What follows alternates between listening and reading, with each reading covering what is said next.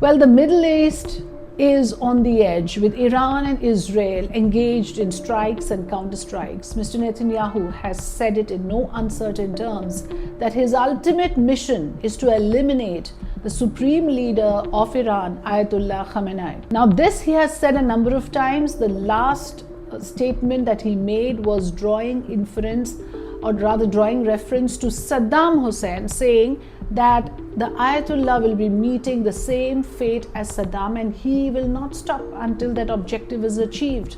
This war will not end anytime soon. His mission is to completely decapitate, remove the Iranian regime. And that is the mission Netanyahu is operating with.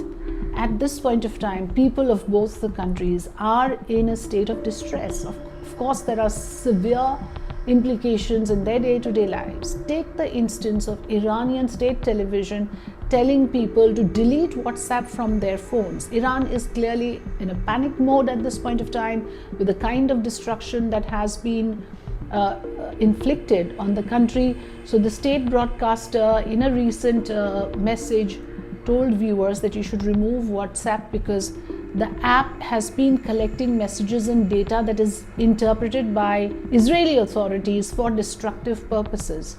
But WhatsApp has now responded to this, saying that this is an incorrect message, this is an inaccurate and false narrative that is being spread, and WhatsApp, of course, gives out its own clarification. Let me give you the full story.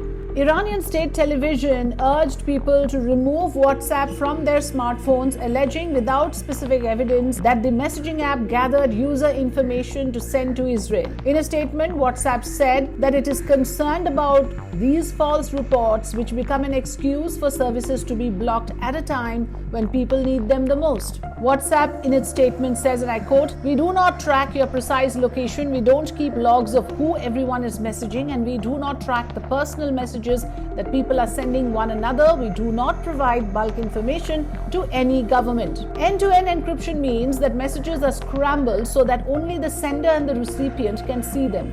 If anyone else intercepts the message, all they will see is a garble that cannot be unscrambled without the key. Assistant Professor of Engineering at Cornell University, Gregory Falco, and a cybersecurity expert, is quoted to have said that you can understand things about how people are using the app, and that's been a consistent issue where people have not been interested in engaging with WhatsApp. So clearly there are concerns, even though WhatsApp claims that there is never any interception and the data is absolutely safe.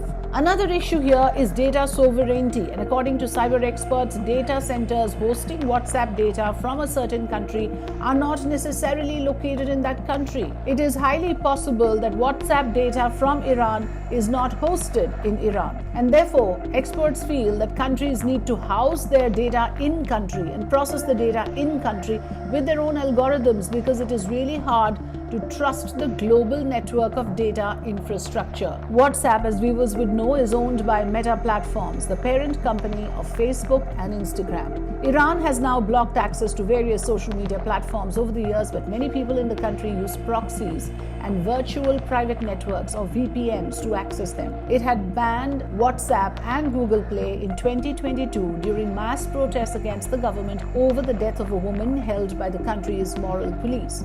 That ban was lifted only late last year. WhatsApp had been one of Iran's most popular messaging apps besides Instagram and Telegram. So that overall is the situation. There are concerns about security in WhatsApp. It's not an absolutely foolproof system as we just explained to you.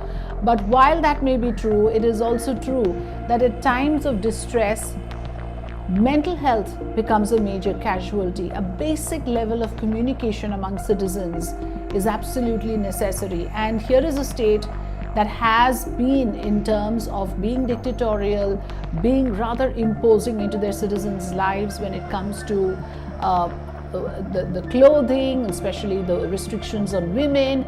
And is this yet another unfair restriction imposed on the citizens of Iran? I leave that to you to judge and tell us. Do write in on our comment box, and do feel free to tell us what you think of this entire issue. Thanks for watching. Do subscribe to Free Press Journal and also choose to get notifications for more videos of this kind.